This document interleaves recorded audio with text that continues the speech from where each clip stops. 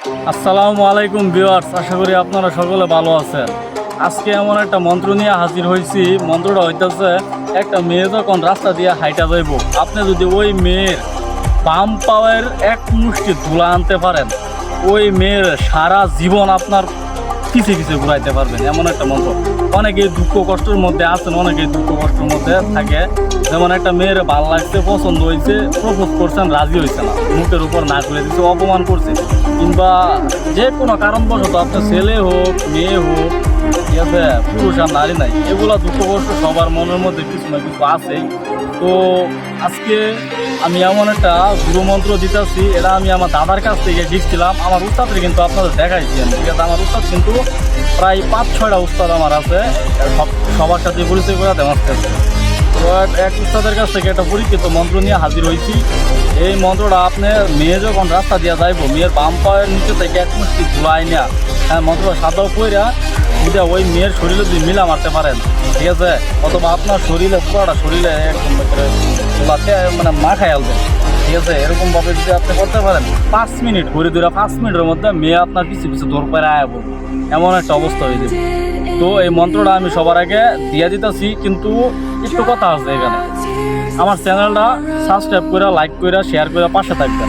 আমার চ্যানেলে একটা কমেন্ট করবেন, আমার অনুমতি পাবেন। সাবস্ক্রাইব করে কমেন্ট করলে অনুমতি পাবেন। অনুমতি পাওয়ার পর আপনি কাজ করেন, কাজ হইব ইনশাআল্লাহ। এই কাজটা আপনি কোনো শনি অথবা মঙ্গলবার করার চেষ্টা করবেন।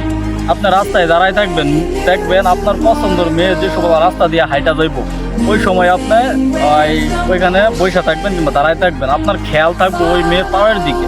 ওই মেয়ে যদি জুতা পরে আনিগুনি করে কোনো সমস্যা নাই, ওই বাম পাও যে জায়গায় পড়বো আপনি গিয়ে একটা চিনি দিবেন, যেমন একটা পাড়া মারা রাখবেন যে এটা বাম পাও পড়ছে এই জায়গায়। ওই মেয়েটা যাওয়ার পর এক মুষ্টি ধুলা হোক, মাটি হোক, বালু হোক, ওইখান থেকে মুষ্টি দিয়া তুলে একটা মন্ত্র দিতেছি, স্ক্রিনে একটা মন্ত্র দিতেছি, এটা দেখে রাখেন। মন্ত্র হইতেছে, দুল দুল দুল পড়িলাম মুখের গায়ে ঘর সারো, দুয়ার সারো, সারো বাপের পিঠে, 1200 মাঠ বন্ধ, 44 গাঠ বন্ধ। আমার এই বন্ধ যদি কেউ কাটে, সূর্য দেবী তাই, তার উপরে যদি কাটে কালীপুরে মারা যায়। বুঝছেন মন্ত্রটা? এমন কোনো কবিরাজ নাই যে এটা গাইডটা দিব। আবারও মন্ত্রটা পড়ে শুনে দিতেছে, দুল দুল দুল পড়িলাম মুখের গায়ে ঘর সারো, দুয়ার সারো, সারো বাপের পিঠে, 1200 মাঠ বন্ধ, 44 গাঠ বন্ধ। আমার এই বন্ধ যদি কাটে, সূর্য দেবী তাই, তার উপরে যদি কাটে কালীপুরে মারা যায়। দোহাই গেলি বুঝতে পারছেন? এই মন্ত্রটা যারা হিন্দু ভাই আছেন, ডাইরেক্ট কাজ হইব।